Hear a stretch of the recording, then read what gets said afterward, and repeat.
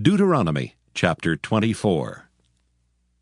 When a man hath taken a wife and married her, and it come to pass that she find no favor in his eyes, because he hath found some uncleanness in her, then let him write her a bill of divorcement, and give it in her hand, and send her out of his house.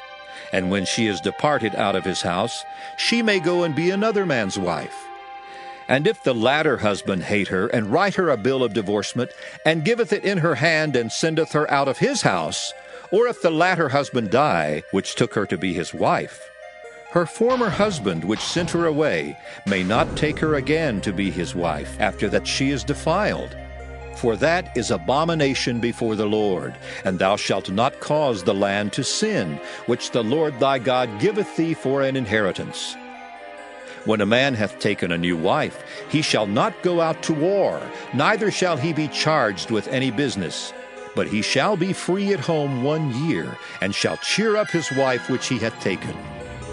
No man shall take the nether or the upper millstone to pledge, for he taketh a man's life to pledge. If a man be found stealing any of his brethren of the children of Israel, and maketh merchandise of him, or selleth him, then that thief shall die, and thou shalt put evil away from among you. Take heed in the plague of leprosy, that thou observe diligently, and do according to all that the priests the Levites shall teach you, as I commanded them, so ye shall observe to do. Remember what the Lord thy God did unto Miriam by the way, after that ye were come forth out of Egypt. When thou dost lend thy brother anything, thou shalt not go into his house to fetch his pledge. Thou shalt stand abroad, and the man to whom thou dost lend shall bring out the pledge abroad unto thee. And if the man be poor, thou shalt not sleep with his pledge. In any case thou shalt deliver him the pledge again when the sun goeth down, that he may sleep in his own raiment, and bless thee. And it shall be righteousness unto thee before the Lord thy God. Thou shalt not oppress an hired servant that is poor and needy, whether he be of thy brethren or of thy strangers that are in thy land within thy gates.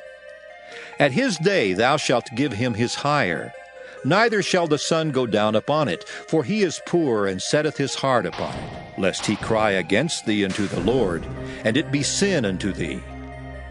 The fathers shall not be put to death for the children, neither shall the children be put to death for the fathers.